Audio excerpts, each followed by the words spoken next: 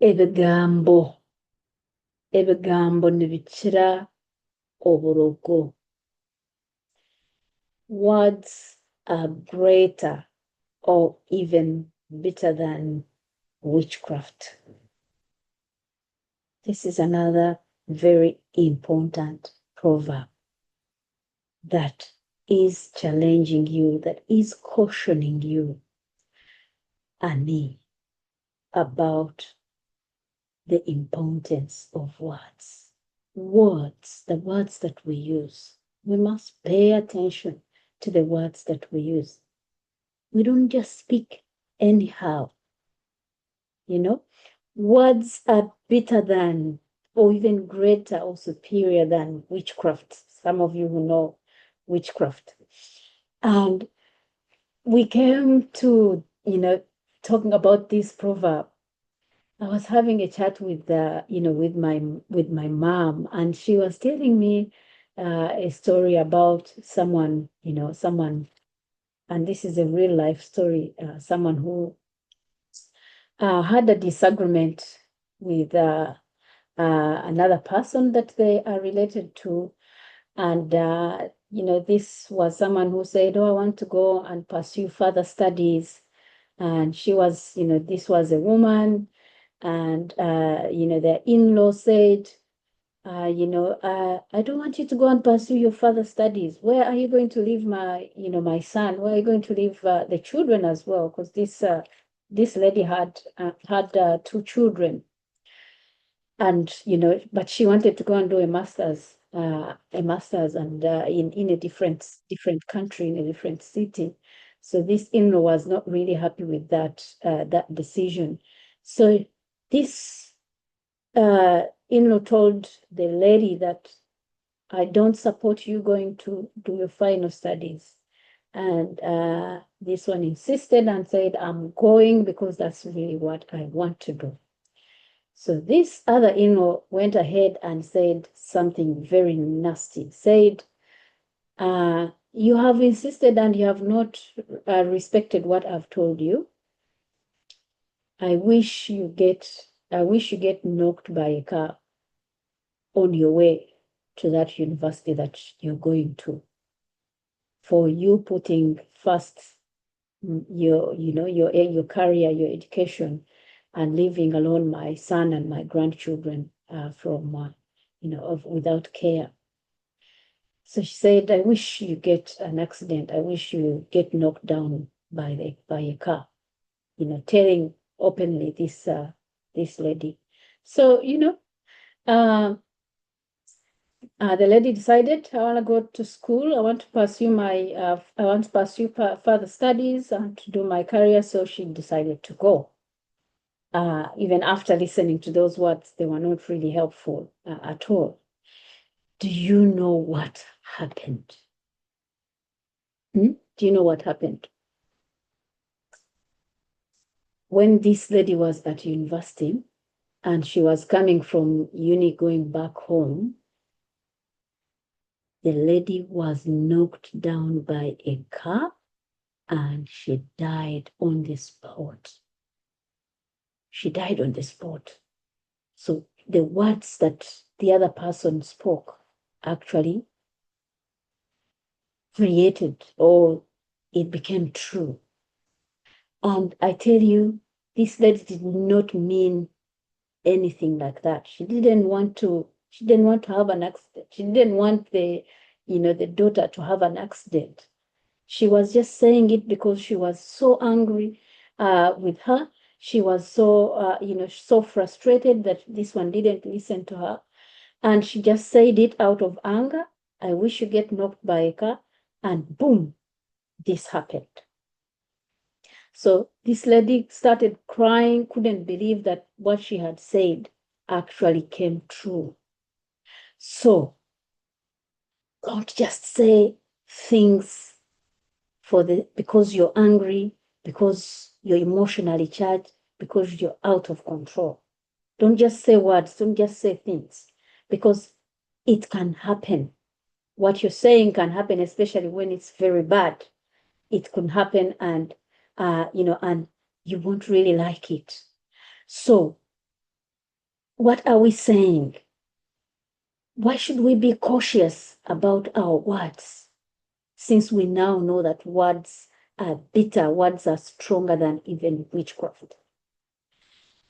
Words have very deep impact. They can make or break someone or something. Words can bless someone, words can comfort someone, but words also can harm someone, can hurt someone, can traumatize someone. And some words and the impact that they cause sometimes cannot be reversed. It can't be taken back. So this is why before you speak any word, you need to be sure that it's necessary for you to say that, because you cannot reverse impact caused by some of the words that you have used. So words, we must be cautious about words because they can make or break relationships, Words can hurt your friends, can harm or your marriage, can hurt your children. Words can uplift your, people you love, the significant others, your husband, your siblings, but also words can really harm them.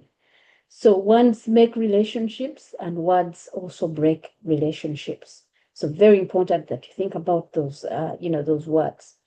Words also have legal implications. They have legal consequences. I'll give you an example in Australia now. If you tell someone, or if you use words like go back to your country, that is racial discrimination. Ask Pauline Hanson, who said those words to Senator Farouk, telling her to go back to Pakistan, where she comes from. She's been coughing fines for doing that. So words like go back to your country, words which are racist, words like black, Negro, in diaspora, those are actually, they show racial discrimination. Words like, oh, you speak English very well, in diaspora, that also is telling you, hey, how come you're using this kind of language when you're not actually look English? So words have legal consequences. They have legal implications. So you don't want to be in trouble for using certain words. So what are some of the tips that we could think about or we could use to tame our tongue, to tame the words that we use? Always pause before you speak. Before you speak, before you say anything, before you write it in a message, before you write it on Facebook, before you write it wherever, first pause and think about what you're going to say. Think if it's necessary. Think if it's something that is important for you to say. Think about the implications. Think about who might be hurt, who might be blessed by what you're going to say. Words in the digital era, they also have implications because actually when you look at the algorithms, the things that you search on your phone, the words that you use, they feed into what what the suggestions that you're going to get in the next search that you're doing. So words are actually being used, as surveillance for us. Words are being used, to channel adverts back to us. So think about what you're searching. Think about the words that you're posting. Think about what you're posting on your social media and the implications that does have for you. I'm hearing nowadays, even when you're going for interviews, if you're looking for a job somewhere, people actually look at your social media, they look at what you're posting, they look at the words that you're using, and they can actually determine if you'll be a good employee or not. So whatever that you're doing and wherever you're doing it actually has implications at the personal level, but also at the professional level. So pause before you speak, before you write anything, first pause. Then also think about, in the context of communication, think about non-verbal communication. These days, we don't speak only by using words. also the things that we do, the things that we fail to do, the nonverbal communication, the body language, all that is a form of communication, and it can tell someone about you, about your attitude, about your belief, about your your own values as well. So make sure that words are reflective of who you are, of your character, of your own values. Make sure words represent who you are. Don't misrepresent yourself, especially through the words that you do, the words that you say. And then also always remember to be kind,